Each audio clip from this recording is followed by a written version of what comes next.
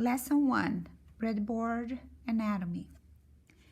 The term breadboard originally was referred to the wood kitchen board used to cut bread into pieces, and it was the first board to mount electronic projects in the year 1970. This name remains up to this day, and it is the commercial name if you would like to purchase one. The modern breadboard is made of plastic instead of wood. It has rectangular shape with a lots of small holes to connect components, terminals, and wires. And this connection is not permanent, and it can be reused for other projects. Breadboards come in different sizes for different applications, depending on how many components will be connected. For example, here I have two sizes. This small one can be used for small circuits, and this larger version is for bigger connections or maybe with bigger components. Breadboards are a great alternative for solderless circuits. The wires and components terminals used in these breadboards are in the size range from 21 to 26 AWG. All modern breadboards have the adhesive backing that can be removed. This allows to attach the breadboard project on objects in motion. Breadboards have many pinholes. The pinholes are organized horizontally and vertically.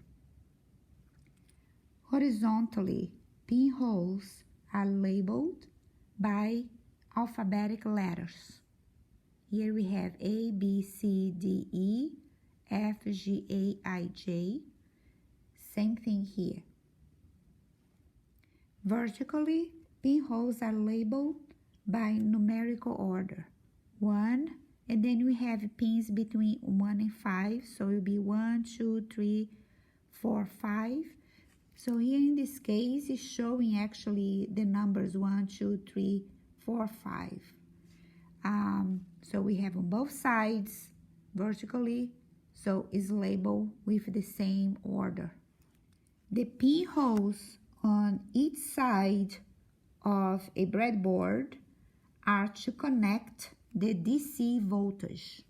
Voltage source can be connected just on one side or both sides at the same time.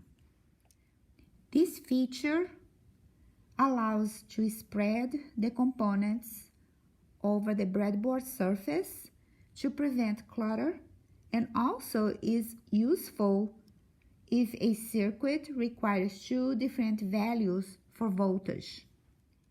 The positive and negative sign are carefully color-coded. The blue is for the negative and the red is for positive. Now let me explain the pinholes electrical connections. To understand the pinhole electrical connections, I'm going to remove the back of this smaller breadboard. So now I'm gonna flip to show how all the pinholes are connected. So as you see, the top of the breadboard is plastic, but internally is metal, which allows the current to flow between these two rows.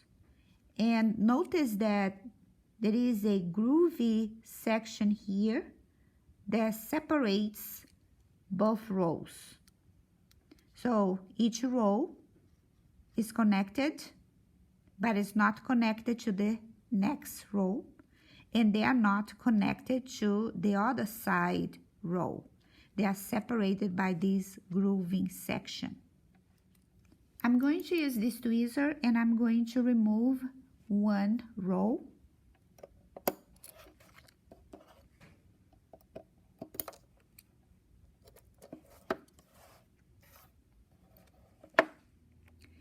So as you see, the pinholes for each row, they are electrical connected.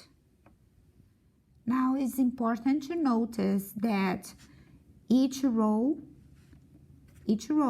is electrical connected with these 5 pinholes, but is not electrical connected to the other section. They are not interconnected. Now I'm going to flip to the plastic section. So here is the connection. So all those pinholes are electrical connected. Now they are not connected on these vertical rows. They are not connected. This one is not connected to the other side either. Okay, so I'm going to return this row to its place. Now as you see, this column on both sides are for the voltage terminals. So the positive are all connected, the negative are all connected, and they are not connected on the other side. So if you are feeding just this side here and you want power on the other side, you can jump from here to here, here to here, and then you have power on both sides. In practical ways, so if you are feeding just one side of this breadboard with a battery, for example, positive and negative here, and you want to have the same voltage on the other side, so what you need to do, you need to just get a wire and jump like this, negative with negative, and positive with positive. So that way you have voltage on both sides. So this way, both sides are connected from here and here.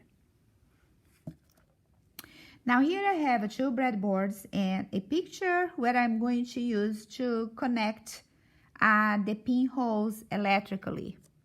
So I'm using color-coded red and blue to connect the terminals of the voltage on the breadboard. So this positive terminal here, they are all connected, and I'm doing with red, and this is connected. Interesting to notice that they are kind of opposite location here. This is the farthest out and this is in. Probably is to give a better visual indication that if you have to do a jumper like this, so you can clearly see they are connected, and the cables or the wires, they are not crossing each other. Now I'm going to use blue to connect the negative terminal of the voltage source. Right here and here, likewise here. Now I'm using pink to connect the rows on the left side. So they're all connected. Of course, I'm not gonna do the whole thing, just for a visual idea how all those pinholes are connected. And I'm using this color for the pinholes on the right side.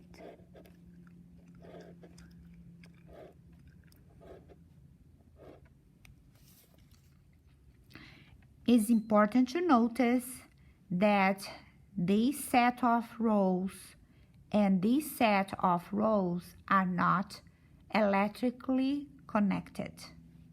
In this video, I am explaining the anatomy of this type of breadboard. There are other types of very similar to this one, but looks like two small ones like this connected, and you can identify a separation here right in the middle, which means that the voltage terminals are not connected to this voltage terminal. So this is another type of breadboard, but the one that I'm using in this video is the one that they are all connected. So what have you learned from this video? That breadboards contain pinholes for electronic components and wire connections. You have also learned that there are two sets of rows on each side of a breadboard, separated by a groovy line. You have also learned that each row has 5 pinholes connected electrically, but not connected to any other row.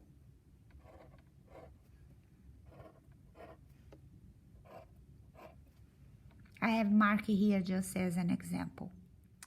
Also, there are 2 columns of pinholes on each side of the breadboard to connect the positive and negative terminals of a DC voltage supply. So here is the negative. They are all connected.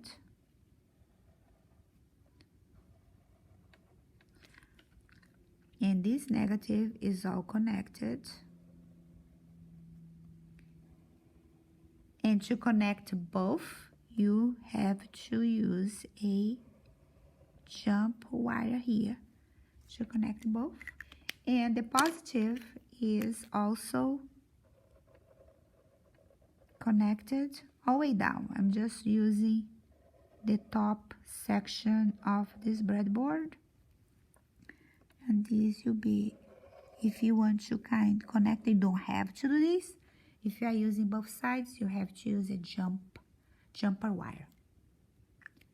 So these are the learning objectives of this breadboard anatomy video.